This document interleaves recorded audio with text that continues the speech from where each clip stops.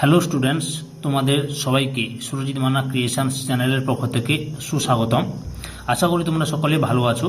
আমি তোমাদের জন্য এই ভিডিওটিতে তুলে ধরছি 2024 সালে দ্বিতীয় পর্যায়ক্রমিক মূল্যায়নের জন্য আমাদের ক্লাস ফাইভের আমাদের পরিবেশ থেকে একসেট প্রশ্নপত্রের উত্তর আলোচনা করছি।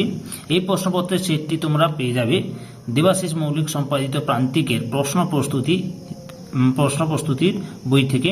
এই প্রশ্ন প্রস্তুতি বইয়ের 9 নম্বর সেটের তারা সুন্দরী বালিকা বিদ্যালয়, তারা সুন্দরী বালিকা বিদ্যা ভবনের যে প্রশ্নপত্রের সেটটি রয়েছে সেই প্রশ্নপত্রের সেটে সম্পূর্ণ আলোচনা করছি। তার আগে তোমাদের কাছে অনুরোধ, তোমরা ভিডিওটি না টেনে পুরোটা দেখো, আর যারা আমার চ্যানেলে নতুন তারা এই চ্যানেলটিকে সাবস্ক্রাইব করে এই চ্যানেলের পাশে থাকো এবং ভিডিওটি কেমন লাগলো কমেন্ট করে জানিও, এবং ভিডিওটি লাইক দাও এবং ভিডিওটিকে শেয়ার করো। আলোচনা শুরু করছি। 1 দাগে নিম্নলিখিত প্রশ্নগুলির উত্তর দাও।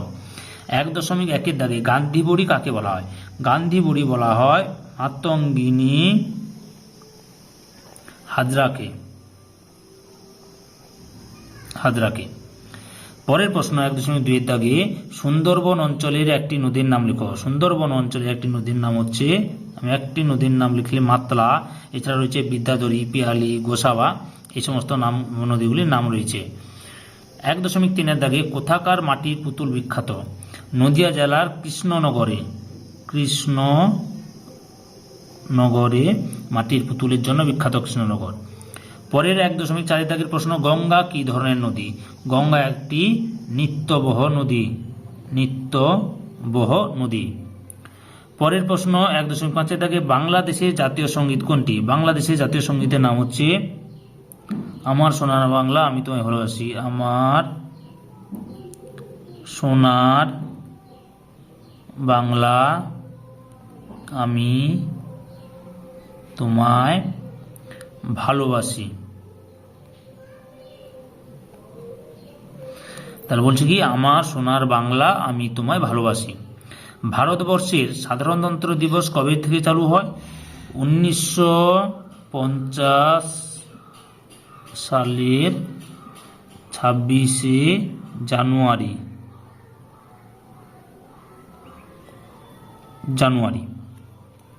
তাহলে ভারতবর্ষের সাধারণতন্ত্র দিবস কবে থেকে চালু হয়? 1950 সালের 26শে জানুয়ারি।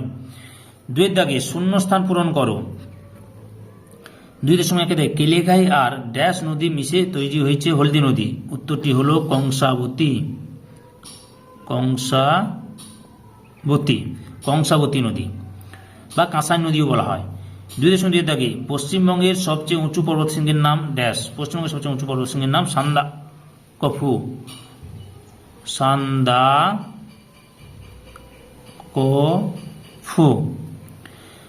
2.3 দাগে প্রশ্ন, ড্যাশ এ রেলের ইঞ্জিন তৈরি কারখানা আছে। উত্তরটি হলো চিত্তরঞ্জনে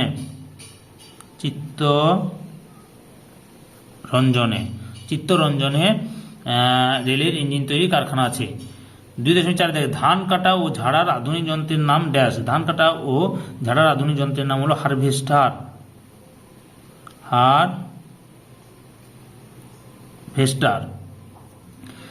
2.5 দাগে ন্যাদোস হলো ড্যাশ মাছ। উত্তর হলো ন্যাদোস হলো লুপ্তপ্রায় মাছ।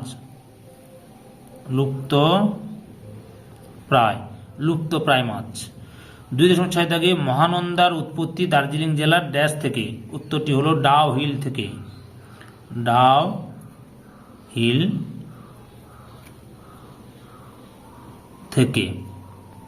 3 দাগে নিম্নলিখিত প্রশ্নগুলি উত্তর দাও। 3.1 দাগের প্রশ্ন, ধাপ চাষ বলতে কি বোঝো?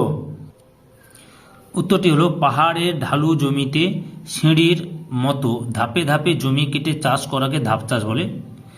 ধাপ চাষে একদিকে যেমন ভূমিক্ষয় কম হয়, অন্যদিকে চাষের জন্য বেশি জায়গাও পাওয়া যায়।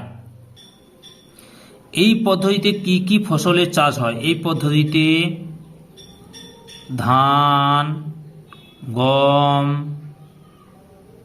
ভুট্টা, আলু, তারপরে হচ্ছে সয়াবিন চাষ হয়। তারপর 3.2 দাগের প্রশ্ন, সর্বপল্লী রাধাকৃষ্ণন সম্পর্কে কি জানো? উত্তরটি লক্ষ্য করো। জন্ম, সর্বপল্লী রাধাকৃষ্ণন 1818 খ্রিস্টাব্দে 5ই সেপ্টেম্বর তামিলনাড়ুর তিরুতানি শহরে জন্মগ্রহণ করেন। খ্যাতি। তিনি ভারতের একজন বিখ্যাত পণ্ডিত ছিলেন। তিনি মাদ্রাজ বিশ্ববিদ্যালয়, কলকাতা বিশ্ববিদ্যালয়, অক্সফোর্ড বিশ্ববিদ্যালয়ের অধ্যাপক ছিলেন। তিনি রাশিয়ায় ভারতের রাষ্ট্রদূত নিযুক্ত হয়েছিলেন। তিনি ছিলেন ভারতের প্রথম উপরাষ্ট্রপতি। পরে তিনি ভারতের রাষ্ট্রপতি হন। তার জন্মদিনে ভারতে শিক্ষক দিবস পালন করা হয়। মৃত্যু: সর্বপল্লী রাধাকৃষ্ণন 1975 খ্রিস্টাব্দে 16 এপ্রিল মারা যান।